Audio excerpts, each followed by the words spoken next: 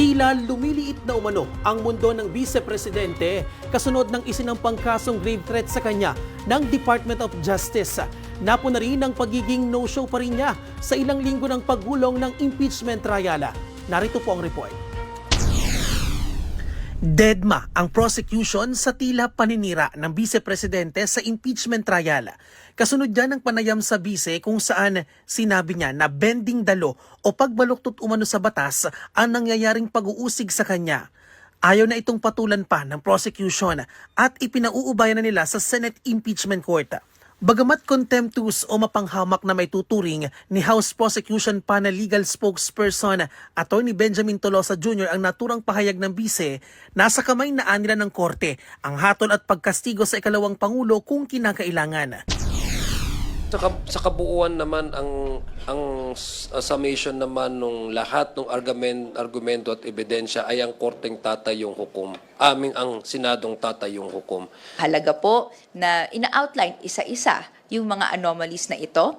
Hindi lang sa Department of Education pero sa OVP, yung every point ng hindi naaayon sa rules na paggasta ay naka-report sa mamamayan. Napo na rin nila ang pagiging no-show ng Vice-Presidente sa ilang linggo ng paggulong ng paglilitis. Maraming tanungan nila ang dapat sagutin ng Vice, kabilang na dyan ang paggamit niya ng confidential funds sa Christmas party na dapat sana ay para sa pagpapaigting ng seguridad ng bansa. Dapat din nila niyang ipaliwanag sa taong bayan ang pagkakakilanlan ng mga questionabling pangalan na umano'y nakatanggap ng confidential funds, kasama na sina Mary Grace Piatos at Cocoy Villamina. Lalo naman nilang nadiin ng ikalawang Pangulo nang tumestigo si Cylene May del Campo, ang auditor ng Commission on Audit. Kaya nga, ang panawagan, the Vice President should be at trial until the very end.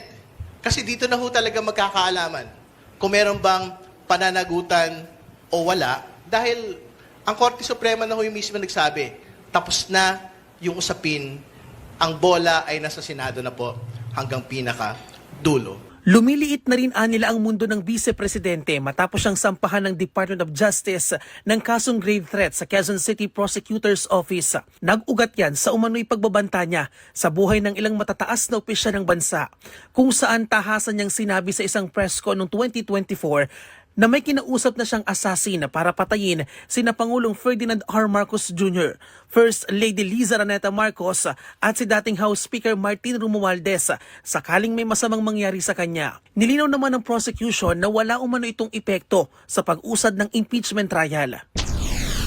Wala na ho tayong pag-usapan dito na mini-trial, wala na ho tayong pag-usapan dito na fishing expedition. The Senate Impeachment Court itself had already stated, nasa kanila na po yung solong poder dito po sa buong usapin po na ito. We're dealing with the impeachment court lang, and we're limited to ano yung impeachment, ano yung grounds for impeachment, at ano yung purpose for impeachment. Iba naman yung criminal case na final ng DOJ for grave threats dun sa regular courts naman natin. So iba din yun. Ako po si Bien Manalo. Para maging updated, manatiling nakatutok sa Congress TV, Congress TV Digital at sa iba pa naming social media pages.